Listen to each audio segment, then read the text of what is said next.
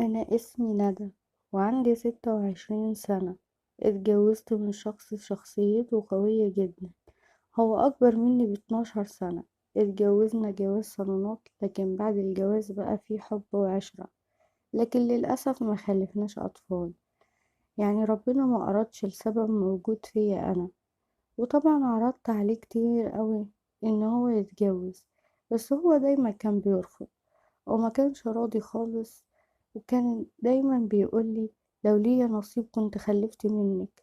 بس طبعا بعد 4 سنين الحياة بدأت تزيد ملل، وخصوصا ان احنا كنا دايما لوحدنا. لا في طفل ولا في اهل عايشين معاهم ولا اي حاجة، علشان احنا كنا عايشين في شقة في ايجار، وطبعا برا بيت العيلة من اول الجواز. وجوزي بيروح الشغل وبيرجع بعد المغرب، وانا طول اليوم بحس بالملل. بخلص اللي ورايا في الشقة بسرعة كده، زي التنظيف والطبخ والحاجات دي، واقعد طول اليوم لوحدي زهقانة.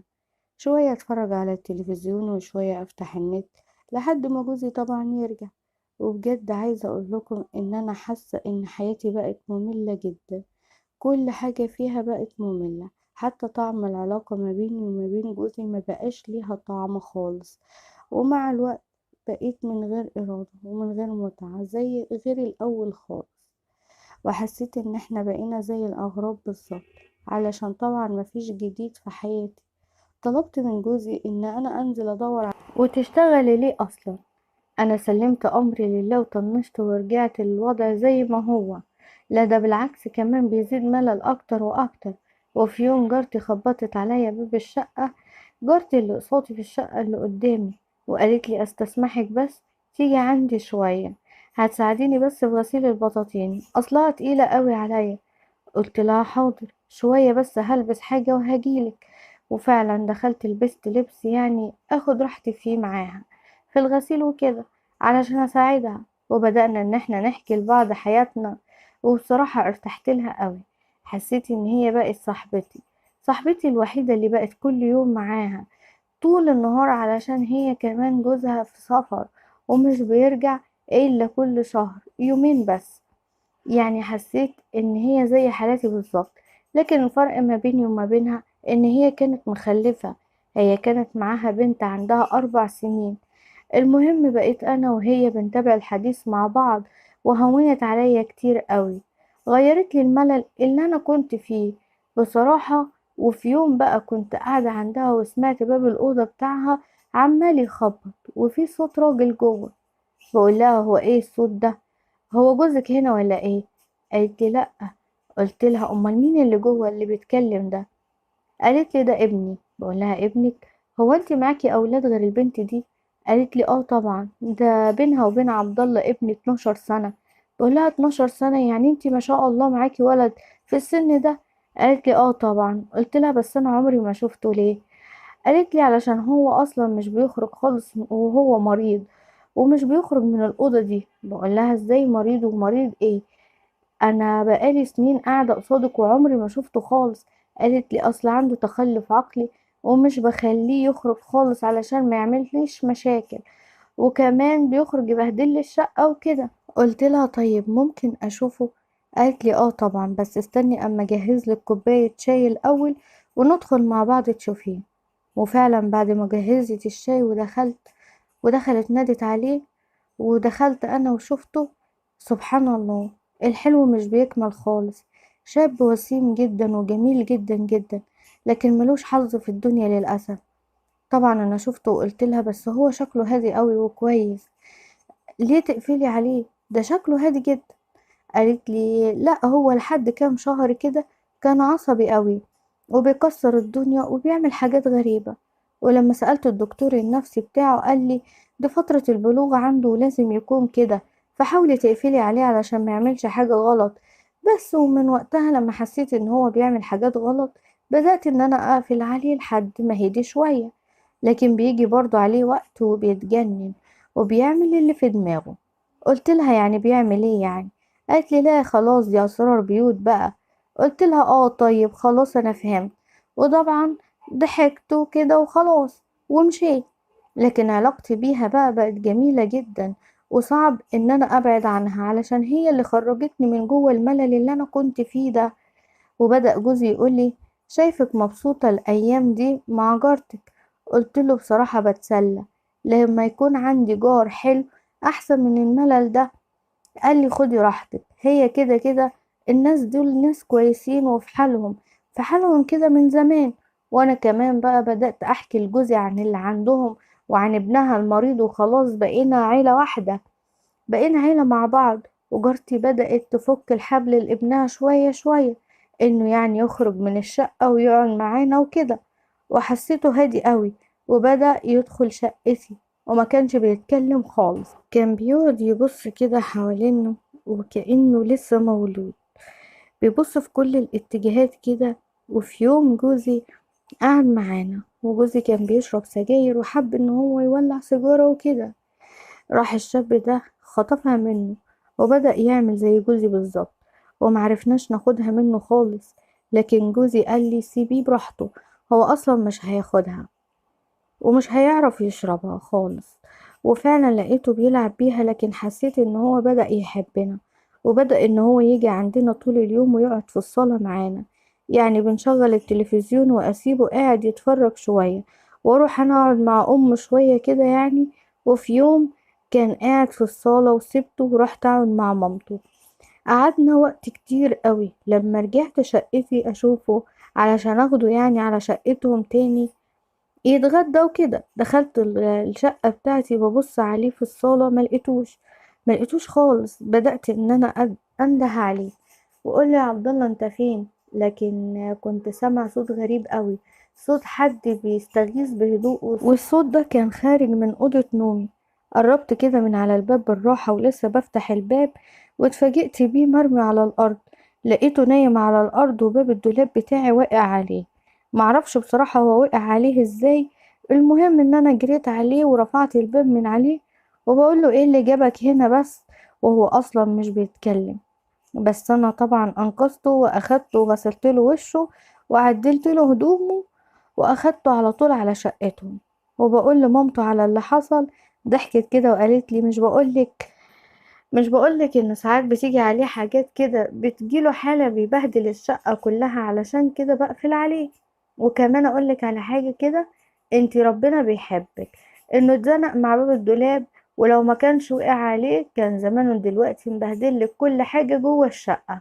وطبعا بتقولي الكلام ده وهي بتضحك.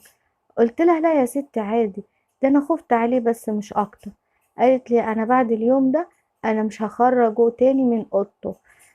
قلت لها لا، لا عادي ليه كده، خليه على راحته، هو متعود على عندي ان هو يجي ويعمل كده. وفعلا تاني يوم دخلت عندها وبسألها عنه، قالت لي قافلة عليه. قلت لها ليه كده، ليه خليه يا ستي يخرج. وهو طبعا سمع صوتي ان انا بكلم امه وبدأ يخبط على الباب وعايز يخرج. ضحكنا جامد كده، وقلت لها اهو شفت يا ستي، الولد شكله عرفك من صوتك. قلت لها طيب هاتي المفتاح ده وبلاش ظلم للولد، سيبيه ياخد راحته، انا حباه ان هو يخرب شقتي. ولسه بفتح له الباب وهو واقف وراه، اول ما شافني بدأ يمسك فيا وعايز يحضني، وكأنه بقى له سنين ما شافنيش. طبعا انا استغربت من تصرفاته، وبدأت ان انا احضنه وفرحت بيه قوي. فرحت لما حسيت ان هو اتعود عليا كده وحبني، وقعدنا زي كل يوم انا وجارتي نقعد نحكي ونتكلم، وهو لازق فيا على طول وكأن انا امه الحنونة. ما اتحركش من جنبي لحد ما جوزي رجع شوية غير ميعاده، ولقيته بينادي عليا وانا عند جارتي. طلعت بسرعة اسأل ايه اللي حصل، ايه اللي رجعك بدري؟ قال لي ابدا مفيش، حصل مشكلة في الشغل وخلاص، وقلت اروح احسن. وطبعا انا بتكلم مع جوزي بره، وانا سامع عبد الله بيعمل صوت جامد كده بعنف زي ما يكون عايز يخرج ورايا. وام طبعا كانت ماسكة فيه وبتشده جامد علشان ما يخرجش ورايا، لكن هو فجأة لقيته ورا ظهري. ضحكت كده وقلت لجوزي شوف عبد الله، ولا كأني انا اللي امه. ضحك جوزي وكده وقال لي خليه على راحته، انا هدخل شقتنا اغير اللبس على ما تجهزي لي الاكل، ولا اقولك انا مش جعان، تعالي بقى اعملي لي شاي وخلاص. طبعا انا دخلت ولقيت عبد الله داخل معايا ومش عايز يفارقني خالص.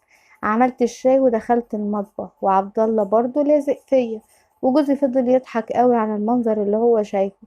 قال لي خلاص بقى هو نصيبك عبد الله. طبعا انا ضحكت وقلت له تصدق والله ده ولد عسل خالص، وحساس قوي، وعنده مشاعر مش عندكم اصلا انتم كرجاله.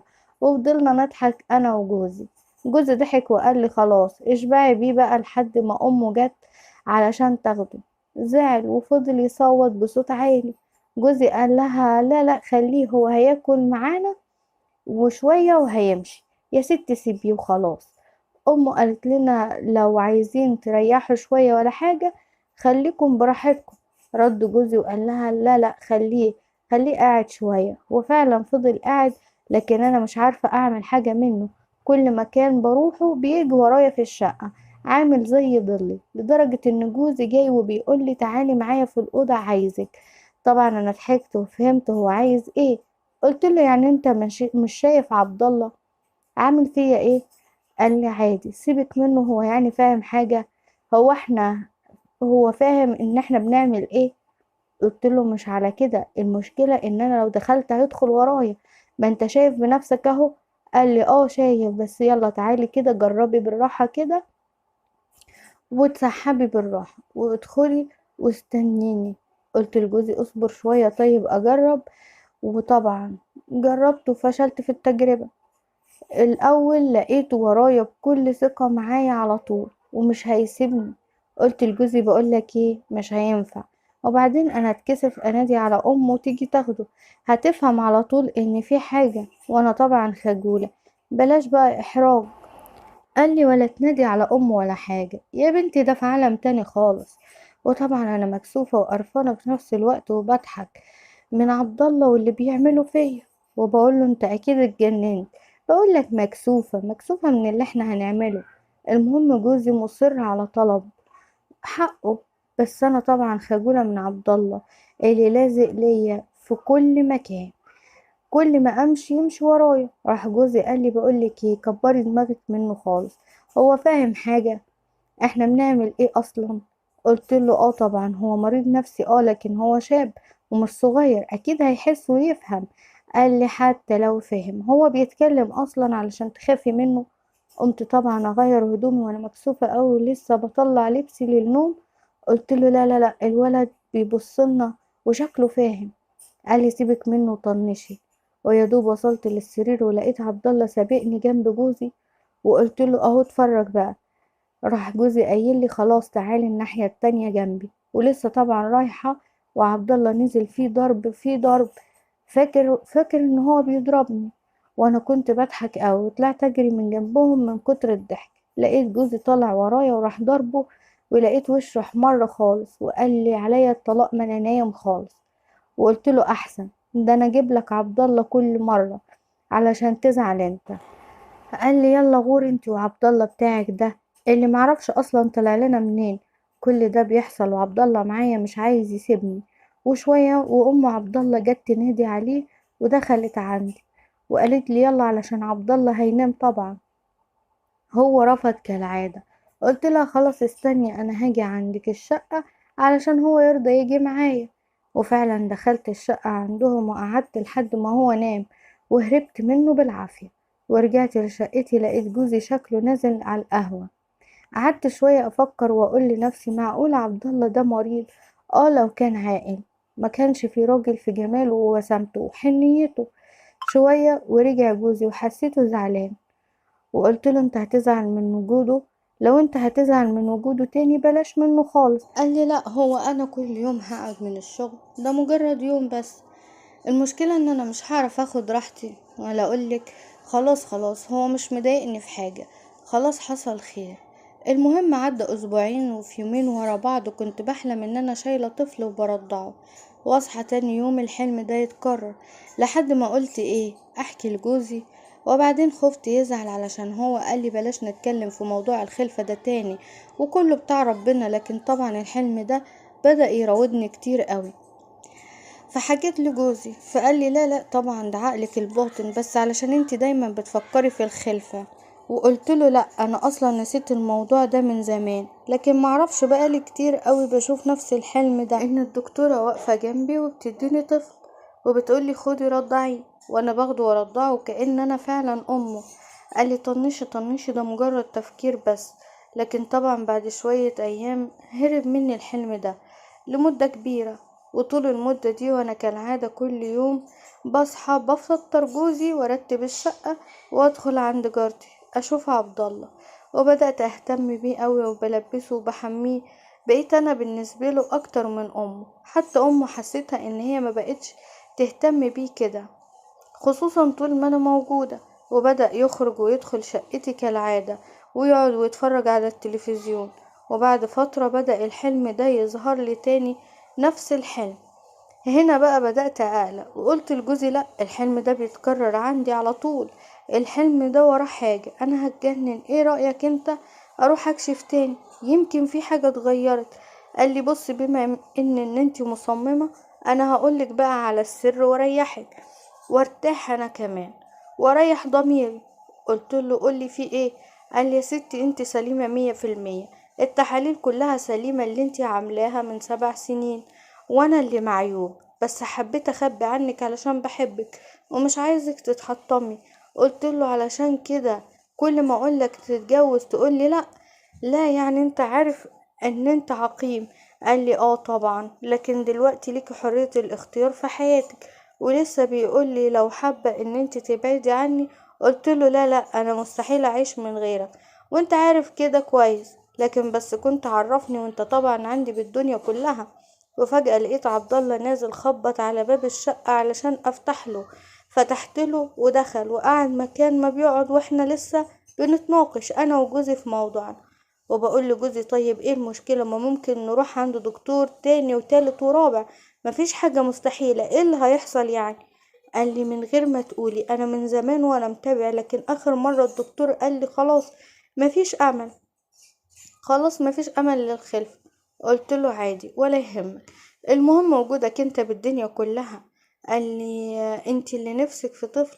وبيبص على عبد الله كده. قلت له والله امر ربنا كله، بحمد ربنا عليه وبحمد ربنا على كل حاجة. قال لي طب انا عندي حل، وحل حلو قوي كمان. وشايفاه طبعا بيبص لعبد الله. طبعا بدأت اقلق من نظراته للولد. بقول له هو ايه الحل ده بقى ان شاء الله؟ قال لي موجود معانا وسهل جدا. قلت له وضح وضح اكتر، انت بتتكلم بالالغاز ولا ايه؟ قال لي بصي، هقولك على التايهة. طبعا انت لو حابة تحملي وتبقي ام، الفرصة دي مش هتتعوض. وطبعا بيبص تاني لعبد الله. قلت له لا، انت بقى تقصد ايه؟ وضح كلامك احسن. قال لي سهلة الحكاية، مفهومة اهو، عبد الله متخلف عقليا، مش هيفهم ولا يعرف حاجة. طبعا انا فهمت اللي هو بيفكر فيه. فقلت له لا، انت لو انت بتفكر كده تبقى انت اتجننت خالص. قلت له يا عم انت تابع مع العلاج والدكاترة، ولو في نصيب يبقى خير، ولو ما فيش نصيب يبقى ده امر ربنا. لقيته اتعصب كده عليا وقال لي يو بقى، انا قلتلك ان انا متابع من زمان مع دكاترة وما فيش اي امل خالص. قلت له خلاص خلاص مش لازم، انا مش عايزة عيال، انا عايزاك انت كفاية عليا. قال لي لا، دي فرصة وكأننا اتبنينا يتيم من الملجأ، على الاقل ده هيكون في منك ومش هيكون زي اليتيم. قلت له لا لا، ده حوار كبير جدا وانا بصراحة بخاف اعصي ربنا. قال لي هو فين ان انت تعصي ربنا وتغضبي؟ قلت له ده هيبقى زنا، عايز ايه اكتر من كده؟ قال لي انتي مالك، انا موافق على كده. قلت له لا لا. ورحت طبعا شد عبد الله من ايده وسحبته وديته على شقتهم. رجعت لقيت جوزي قرفان ومتعصب قوي، وقضى اليوم كله هو متعصب عليا، وبدأ كل يوم يزن على دماغي في الموضوع ده. قال لي كل الحكاية دي هتكون سر، وده ولد فرصة مش هتتعوض تاني، وتحملي بعيل اكتبيه باسمي وهو هيكون من لحمك، وانا موافق على كده. وطبعا لقيته مصمم على الكلام ده. قلت له طيب ماشي، بس مش كل حاجة تتاخد فيها قرار متسرع، الموضوع ده محتاج تفكير عميق قوي، علشان بجد الغلطة دي هتكون نهايتنا، وده عيل مريض نفسيا مش سهل يعني. قال لي ودي احلى حاجة، علشان هو مريض نفسيا يعني لا هيفهم حاجة ولا هيعرف حاجة.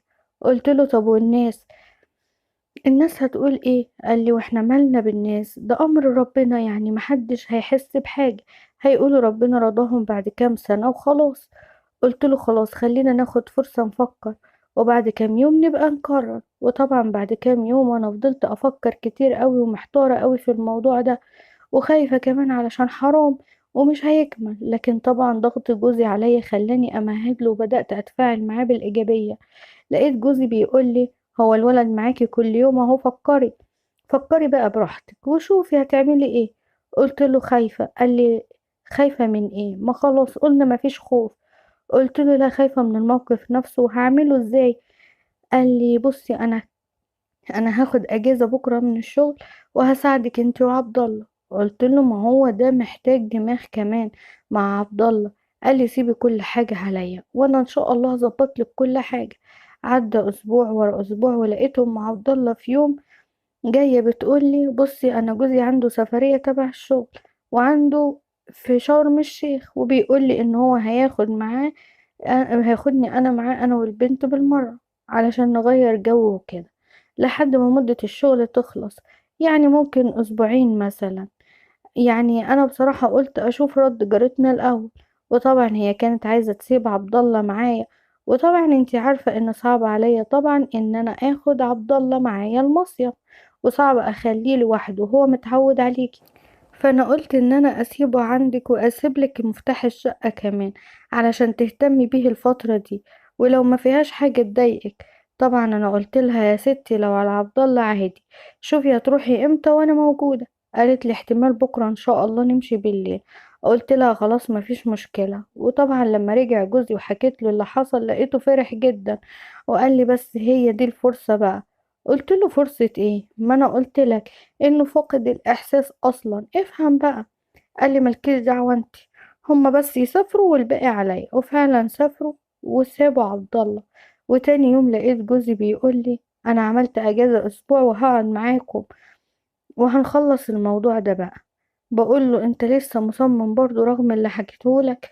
قال لي مالكيش دعوة انت، بس اعملي شاي لعبد الله وتعالي. ودخلت عملت شاي وحطيت الشاي قدامهم، ولقيت جوزي بيطلع برشامة من جيبه وبيكسرها وبيديها لعبد الله. بقول له انت بتعمل ايه وايه البرشام ده؟ قال لي اسكتي دي هتشغل معاه الاحساس. وبعد نص ساعة بالظبط وقومي انت بقى جهزي نفسك. قلت له ايه جهز نفسي يعني ايه؟ هو انت جايب عريس ولا ايه؟ وفضلت اضحك. المهم جوزي قسم البرشامة دي وخد هو نص وادى لعبد الله النص التاني. وطبعا جوزي بدأ يتفاعل معاه المنشط اللي هو خده، وطبعا عملنا علاقة مع بعض عادي. وبعد شوية قال لي يلا بقى عبد الله كده أكيد جاهز، تعالي نحاول معاه، دي فرصتنا يا بنتي علشان على الأقل تخلفي عيل من لحمك انتي. بدأت ان انا اتكسف خالص وبقوله طب ممكن تجيب لي منوم، انا بصراحة مرعوبة ومكسوفة قوي. قال لي انتي لازم تجمدي قلبك ودي فرصتنا بقى. وطبعا جوزي خرج يجيب عبد الله من الصالة. انا شفت منظر عبد الله بعد المنشط ده وحصل لي زي ذهول كده. ازاي ده؟ انا الفترة اللي فاتت دي كنت بحاول معاه في غياب جوزي وما حصلش اي احساس من الحاجات دي، ودلوقتي في وجود جوزي يعمل كده؟ قلت لجوزي لا لا لا انا مكسوفة منك بلاش الله يخليك. قال لي خلاص انا هخرج شوية وبعدين ده اخره دقيقة وخلاص وناخد اللي احنا بنحلم بيه منه. قلت له طيب اخرج. وفعلا خرج وبدأ ان انا اجمد قلبي شوية من الموضوع ده. وطبعا حصلت بينا علاقة رغم ان الولد مريض نفسيا وما يعرفش اي حاجة في العلاقة، لكن كل حاجة كانت بإرادتي انا. والغريب انه فضل اكتر من ساعة، لدرجة ان جوزي اتعصب وقال لي ايه ده معقول كل ده؟ قلت له مش عارفة بقى، انا عملت اللي عليا وخلاص، بس تقريبا المنشط اللي انت حطيته هو سبب في التأخير ده. قال لي لا لا كملي كملي بس هيحصل دلوقتي. وبعد شوية كان خلاص حصل اللي حصل. قلت لجوزي خلاص حصل، اياك بقى ترتاح انت بقى شوية ولما نشوف ايه اللي هيحصل، كلامك صح ولا لا؟ طبعا خدنا تقريبا اسبوع كامل بالشكل ده، لدرجة ان انا بدأت اتخنق من الموضوع ده. وبدأ جوزي يرجع لشغله ومع عبد الله كمان رجعت. والمشكلة الكبيرة بقى ان انا بدأت اتكسف من افعال عبد الله، بدأ يتعود عليا أوي على النوم في شقتي بدرجة غريبة، وبدأ إن هو يخلي أمه تقعد معايا ويشدني من هدومي، وعايز يقلعني هدومي بالعافية، وأمه تضربه. وأنا بصراحة بدأت أقولها سيبيه سيبيه ملكيش دعوة بيه، تقولي لا لا ده لازم يتحبس، مش شايفة هو بيعمل ايه. قلتلها معلش سيبيه، ده برضه مش في وعيه ومريض. لكن عبدالله زاد في أفعاله لدرجة إن أنا كنت بفضل قاعدة في شقتي علشان ما يعملش حاجة قدام أمه، ولحد ما ولا أي حد يحس بأي حاجة. ولما كان بيحاول إن هو يعمل حاجة غريبة كنت بساعده في كده، علشان طبعا نعمل علاقة مع بعض وأوصل للي أنا عايزاه، لحد ما بدأت أحس بالحمل. وهنا قلت لجوزي الحقني، أنا عملت اختبار حمل وطلع إيجابي، هنعمل إيه بقى؟ قال لي ولا حاجة، ما احنا اتفقنا من الأول، انت كمان شهرين عرفي أهلك إن ربنا رزقك. وحملتي، وفعلا بدأ الحمل يظهر أكتر وأكتر عليا، وبدأ الكل يعرف ويبارك. لكن أنا بقيت في ورطة، عبد الله بقى مدمن على الحاجات دي، اللي هو على العلاقة يعني معايا. وطبعا جوزي بدأ يغير منه قوي، بدأ يغير من الموضوع ده، بس أنا كنت بخبي عليه وبقوله لا لا ما بيعملش حاجة. وطبعا هو اتعود كل يوم بالنهار عليا، وطبعا جوزي كان بيبقى في الشغل. بس في يوم كده جه بالنهار وعبد الله بيقرب مني كالعادة يعني، والغريب ان انا لقيت نفسي مستجيبة لعبد الله، وبقوله طيب تعالى جوه، على اساس ان يعني اوصله اللي هو عايزه زي العادة. لقيته راح سايبني وقفل باب الشقة من جوه، وراح راجع لي وانا مصدومة من كل ده. اول مرة يعرف ان في باب وفي شقة، وقفل ازاي كل ده. وبدأ ان هو يتعامل معايا وكأنه راجل مش ناقصه اي حاجة. كل ده وانا مش في حالتي ومش مستوعبة اللي بيحصل. وطبعا اليوم ده خلص ودخل الحمام وغسل نفسه بنفسه، وانا كل ده مستغربة.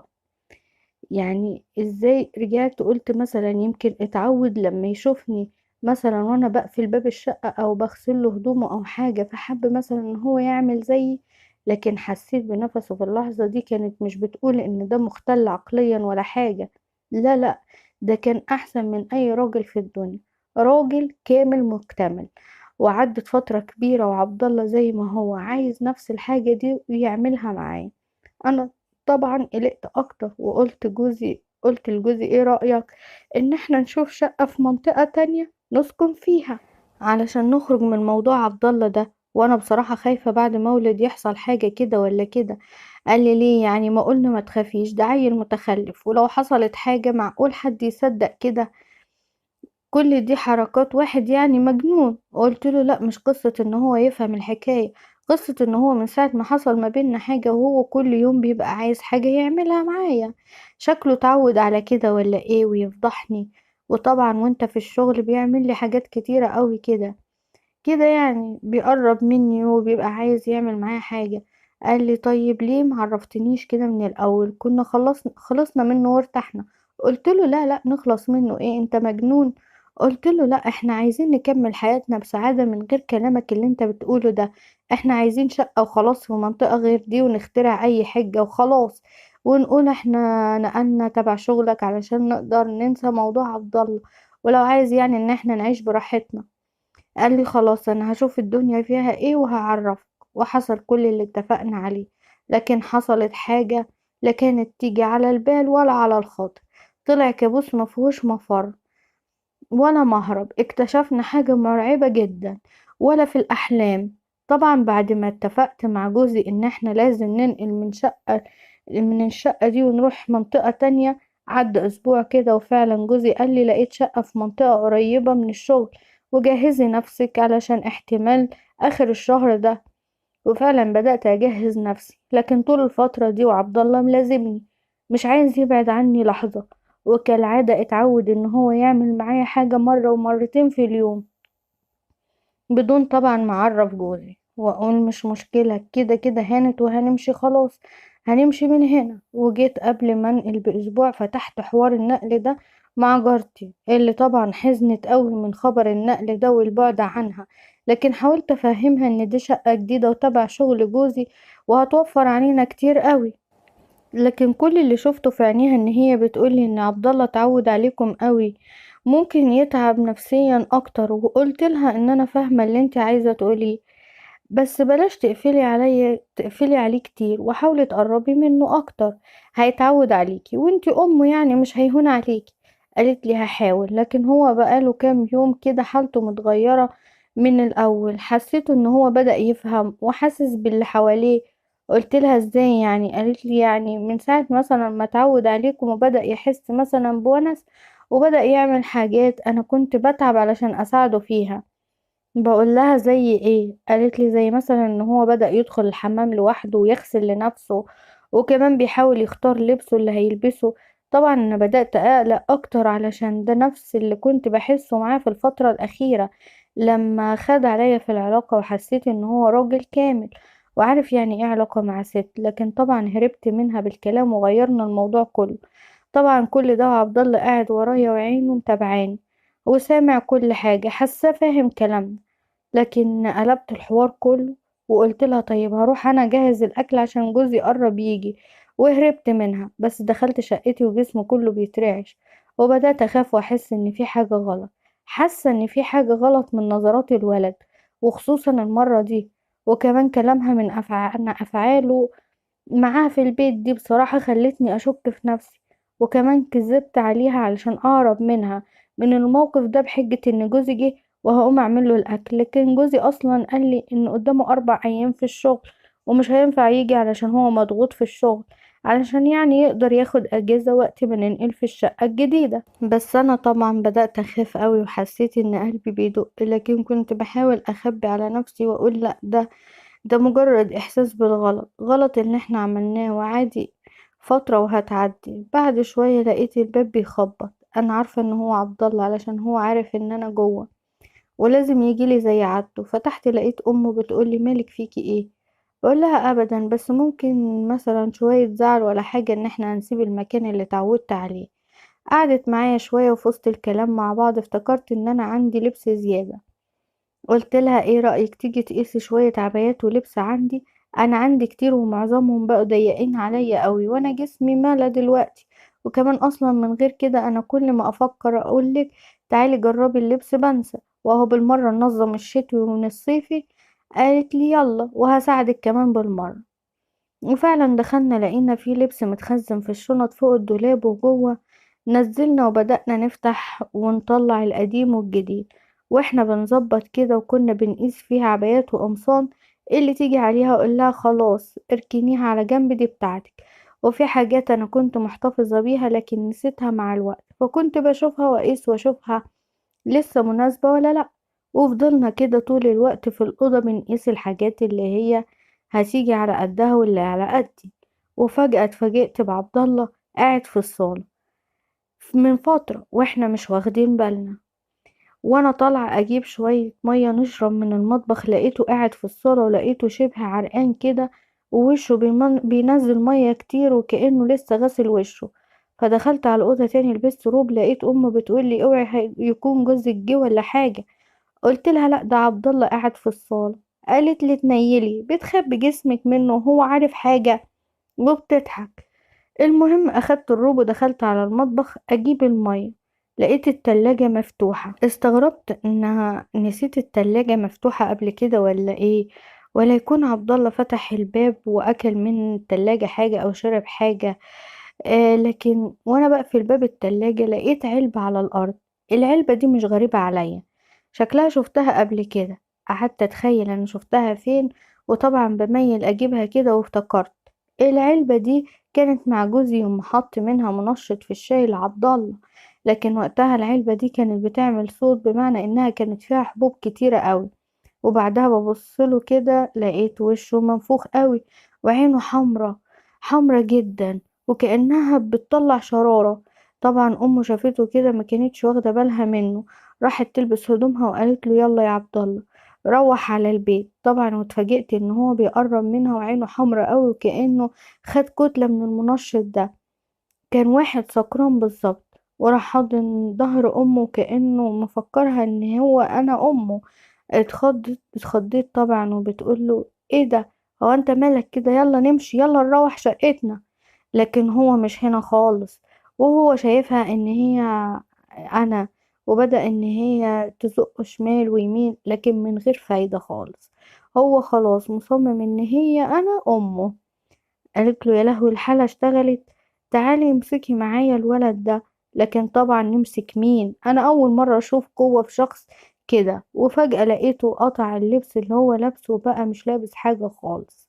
وبقينا اللي احنا الاتنين مش قادرين عليه، ولا بالحنية ولا بالقسوة ولا بأي حاجة خالص. ولما حضنته من ظهره علشان أخلص أمه منه، لف وشه ليا وكأنه افتكر حضني أو حس بحاجة، واتفاجئت بكل قوة وعنف إن هو بيحضني. وأمه بتقول يا لهوي يا مصيبتي، هو في إيه الولد ده؟ مش طبيعي أول مرة يكون كده. وتشد فيه وأنا أحاول أبعده عني علشان طبعا قدام أمه خايفين لحسن تحس بحاجة. كانت هتصوت وتلم علينا الناس. قلت لها لا بلاش فضايح، حاولي تمسكيه معايا وكل حاجة هتتحل. قالت لي طيب بصي هو لحظة هيوصل للي هو عايزه وهي دي. وانا بصراحة مكسوفة منك، لكن مش عارفة اقولك ايه، انتي شاطرة وغطا وستر عليا، وده ابني معلش حاولي تخليه يوصل للي هو عايزه خلاص، وشوفي هيعمل ايه. قلت لها طيب ماشي مش مشكلة، المهم يهدى، سيبيه يا ستي وسيبيه ليا وانا هتصرف وهخليه يهدى. قالت لي يا لهوي انتي حامل، والبهدله اللي هو هيبهدلها لك وهيبوظ لك في الشقه، انتي مش هتقدري عليها، غلط عليكي طبعا. قلت لها لا لا ولا يهمك، تعالى يا عبد الله قوم يا حبيبي وانا هعمل لك اللي انت عايزه. ونشد فيه مفيش فايده، وهو خلاص مصمم ان هو يمسكني. وامه طبعا تصوت وتصرخ فيه، وجريت على بره مش عارفه تعمل ايه. وفجاه امه دخلت ومعاها رجل كرسي قديم، رجل خشب كانت مركونة عندي في المطبخ. دخلت علينا وكان عبد الله بدأ ان هو عايز يتهجم عليا، طبعا انتوا فاهمين. وبدأت ان هي تضربه جامد على ظهره علشان يقوم، برضه ما قامش. وبدأ يتعصب اكتر، وطبعا انا كنت روحي خلاص هتطلع، ما كنتش قادرة استحمل. طبعا امه شافتني كده وكنت هموت بصراحة، راحت ضربة عبد الله على راسه ضربة خليته يفقد الوعي ويترمي على الارض. الضربة دي حبست الدم في دماغه. جريت على المطبخ وجبت سكينة صغيرة وبدأت ان انا انزل من دماغه الدم كده مكان الضربة، لحد ما لقيت الدم نازل من راسه. وامه اتصدمت، قالت لي ده مات. قلت لها لا ما تخافيش، ولا ما ماتش ولا حاجة. وبدأنا ان احنا نفوق فيه ونحط عليها مية ساقعة لحد ما فاق. وبدأ ان انا اكتم له الجرح اللي نازل من راسه. وقلت لها انزلي الصيدلية هاتي مطهر وشاش ونربط له الجرح. قالت لي لا هنوديه المستشفى يخيطوله، هيخيطوله راسه. قلت لها لا دي مش محتاجة خياطة، دي غرزة بسيطة بس علشان ما يحصلوش تكتل جوه دماغه. يلا بس هاتي اللي قلتلك عليه. وفعلا عالجنا الجرح، وقعد حوالي يومين ينام ويصحى وينام تاني.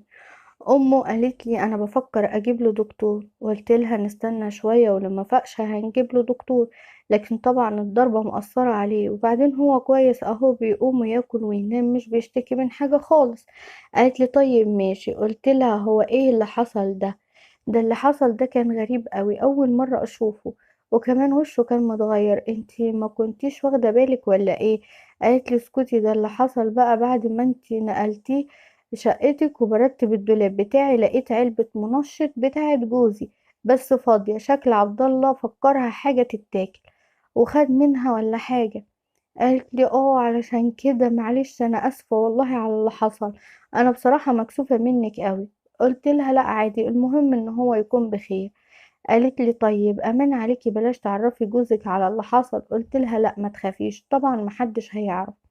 وبعد كده رجع جوزي من الشغل وقلت له وصلني خبر ان هو اتخانق مع صاحب الشقة، ولسه الشقة فيها ناس وهيحاول ان هو يخلي الشقة فاضية من اول الشهر الجديد. قلت له يا لسه هنقعد شهر كمان هنا؟ قال لي عادي ما فرقتش من شهر، نستحمل بقى وخلاص وبعد كده نمشي. وبعد اسبوع كان عبد الله خف خالص وبدأ يتعامل زي الاول، ما بقاش عنده مشكلة في الضربة نهائي. وكنت بدخل عندهم شقتهم، لكن الغريب بقى ان لما كنت بدخل عندهم ما بقاش زي الاول، ولا كأنه شايفني خالص. كان بيشوفني بيجري عليا وكأني امه، لكن حسيت المرة دي انه هو ولا كأنه شايفني. حاولت ان انا اناقش واتكلم معاه واقول له يا عبد الله شكلك لسه زعلان مني. امه ردت عليا وقالت لي لا معرفش ماله بعد ما صحي وهو عامل زي اللي كان مسافر طول عمره ورجع، عمال يتلفت في الشقة لفوق وتحت. قلت لها لا، هو بس اكيد مخنوق من الشقة. يلا يا واد يا عبد الله، يلا تعالى معايا، انا عامله شويه مكرونه جنان، تعالى احط لك طبق عندي. لقيته بيبص لي كده ولا كاني بكلمه، وقمت واخداه من ايده، قلت له يلا يا ابني مالك، قوم يلا. وطبعا خدته عندي شقتي وحطيت له المكرونه، ولسه بحط له الحلة على النار علشان تسخن، وحسيت بنفسه في ظهري بيقرب لي. لفيت وشه وبقول له انت رجعت تاني ولا ايه؟ لقيت حد بيرد عليا وبيقول لي رجعت فين؟ هو انا كنت فين اصلا؟ هو قال لي كده وانا جسمي ساب. عبد الله بدأ يتكلم. يا لهوي، ايه اللي انا سمعته ده؟ بقول له انت ازاي انت بتتكلم؟ قال لي اه، هو انا كنت اخرس ولا حاجة؟ مالك في ايه؟ قلت له يا ابني امال كان فيك ايه طول الفترة دي؟ قال لي هو ايه اللي كان فيا في الفترة اللي فاتت؟ بدأت اتلخبط ما بين ان هو ناسي كل القديم وما بين ان هو بيشتغلني طول الفترة دي. وقلت له طيب انت امك عارفة ان انت بتتكلم ولا ايه؟ قال لي اه طبعا يا ست، كل الحكاية ان انا مريض نفسي، ومش معنى ان انا مريض نفسي ابقى طول الوقت مجنون او من اصحاب الارادة والتحدي. قلت له طب ازاي؟ قال لي هي حالة وبتيجي لي وبتروح، ممكن تقعد معايا شهر او شهرين او 6 شهور او سنة، وبعد كده بتروح وبكون فاقد فيها كل حاجة، وبعدين انا لسه حالا راجع للوعي معاكي. في ايه بقى؟ ممكن تحكي لي الفترة اللي فاتت حصل ايه؟ وبعدين انت شكلك عايشة معانا من زمان. قلت له لا لا، ولا اعرف حاجة من فترة اللي فاتت خالص. تعالى نشوف كده امك نحكي لها ازاي انت رجعت بسرعة كده. رجعت لأمه وقلت لها الحقيني، ده عبد الله بيتكلم. لقيتها بتزغرط من الفرحة وبتقول لي ألف بركة إنه رجع المرة دي على طول، مش زي عادته كان بيقعد بالشهرين والتلاتة ما يرجعش. قلت لها بس انتي ما قلتليش كده من الأول ليه؟ قالت لي ليه يعني؟ هو انتي هتروحي فين؟ ما انتي معانا على طول، واكيد كان هيجي يوم وتعرفي. بس انا حبيت اخليها لك مفاجأة يعني، علشان شفتك بتحبي عبد الله وبتحني عليه، وقلت لما تكون مفاجأة هتفرحك اكتر. قلت لها اه، ده انا اتصدمت ومش مصدقة نفسي. وراحت حضنت عبد الله وقعدت تعيط من الفرحة، وانا واقفة عاملة مبسوطة لكن مصدومة وخايفة، خايفة من اللي فات. وبقول لها هو في ايه بالظبط؟ احكيلي. قالت لي هي حالة بتدخل عليه بيقعد فيها فترة وبينسى كل حاجة، وبيرجع كأنه لسه مولود وناسي كل اللي حصل في الفترة اللي فاتت. قلت لها بجد؟ قالت لي اه والله. قالت لي تعالي تعالي اقولك على حاجة سر. قالت لي بالراحة كده، اوعي اوعي تحكي معاه عن اي حاجة فاتت، وخاصة اليوم المشؤوم ده لما تهجم عليكي، احسن تجيله صدمة ولا حاجة ويرجع تاني لحالته. ارجوكي ما تقولوش، اوعي تقولي له حاجة. قلت لها لا والله مش هقول له، مش هقول اي حاجة خالص. قلت لها يعني بجد هو بينسى كل اللي فات؟ قالت لي اه طبعا، هو مش فاكر اي حاجة خالص، كل اللي فاكره من الوقت ده بالظبط. طبعا اتفقنا. وقلت لها طيب اوكي. وطبعا انا قلبي اطمن قوي لما عرفت وفهمت ان هو بينسى كل حاجة زي زمان. وقلت لها خلاص سيبك بقى، وقعدوا انتوا الاتنين مع بعض راجعوا الذكريات وانبسطوا شوية مع بعض وكده. طبعا رجع جوزي وقلت له على اللي حصل. طبعا جوزي رجع من الشغل وقلت له انت اتصرف بأي طريقة علشان نخرج بيها من هنا قبل ما عبد الله يرجع تاني. قال لي يرجع من ايه؟ قلت له ده طلع مريض وبيرجع لطبيعته، وبعد كده بيرجع تاني وكنت هتفضح بسببك. قال لي ازاي؟ وطبعا حكيت له على كل اللي حصل واتصدم بصراحة، وقال لي بصراحة حكاية الشقة دي مش نافعة خالص ومش هتنفع، خلينا هنا وحاولي تخلي تفكيرك ده بعد ما تولدي، انت كلها شهر وهتولدي وخلاص. وفضل يقنع فيا طول الشهر ان احنا نفضل هنا في شقتنا لحد ما جه يوم ولادتي، وولدت فعلا في المستشفى. وبصراحة جارتي ما سابتنيش ولا لحظة علشان جوزي كان واقف وكان مشغول، وكانت هي وعبد الله معايا طول الوقت لحد ما رجعت البيت، وهما الاتنين مش مفارقيني ولا لحظة. ولما عدى يومين ورجع جوزي وشاف المولود، واول ما دخل لقى عبد الله بيلاعب الطفل وكأنه شايله، وراح واخده وبيقوله يا عمي اتربى في عزك.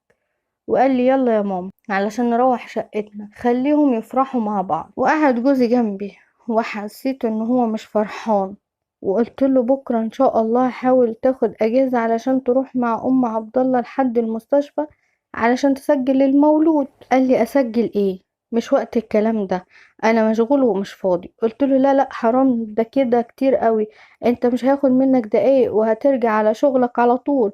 طبعا رفض وقال لي بصراحة مش هسجله باسمي. ازاي وانا اعرف ان هو مش ابني؟ واتصدمت بصراحة، وقلت له انت ناسي ان انت السبب في اللي انا فيه ده؟ يعني ايه مش هتسجله باسمك؟ امال هتسجله باسم مين؟ قال لي معرفش، اصبري على ما افضي نفسي واروق كده وافكر. وعدى اسبوعين وهو على نفس الحال، رافض ان هو يسجله باسمه وطلب مني ان انا اخلص منه. قلت له لا طبعا، دي حتة مني، هو انت ليه كده؟ مش ده كان اختيارك من الاول وكل حاجة كانت بمزاجك وانا ما كنتش عايزة اصلا، ولا انت ناسي؟ قال لي لا ولا اعرفك، كمان لو اتفضحتي انا اللي هفضحك، ومش هقف جنبك، وحاولي تخلصي من الولد ده. قلت له لا انا مش هخلص منه، وقعدت اترجى فيه لكن بدون فايدة، وشوية وكنت هفضح نفسي بسببه. قلت له طيب اقول لك على فكرة تريحك، انت ممكن تكتبه على اسمك وطلقني وكل واحد يروح لحاله. قال لي لا برضو، قدامك 10 ايام بالظبط هروح فيهم الشغل، مش هرجع الا لما يخلص الموضوع ده، وهرجع مش عايزة اشوف الولد ده هنا، ولا انت عارفة يحصل لك ايه؟ هسجلك رسمي وهطلب تحاليل واثبت ان انت خاينة.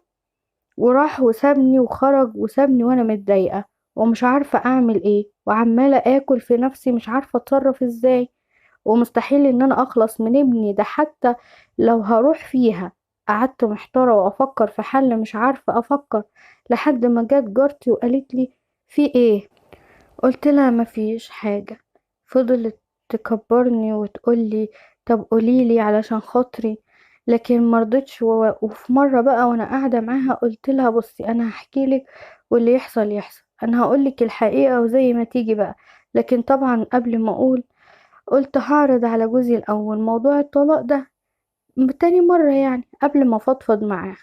يعني اتصلت بيه علشان نتناقش في الموضوع. قال لي بصي انا مستحيل اسجله على اسمي، حتى لو هطلقك مش هسجله، فكري قدامك اسبوع اتصرفي. ما انا قلتلك بالظبط ان انا بقى قلت خلاص كده مفيش قدامي اي حل، ان لو اتطلقت هتفضح وهفضحك، ولو كملت كمان معاه برضه هتفضح.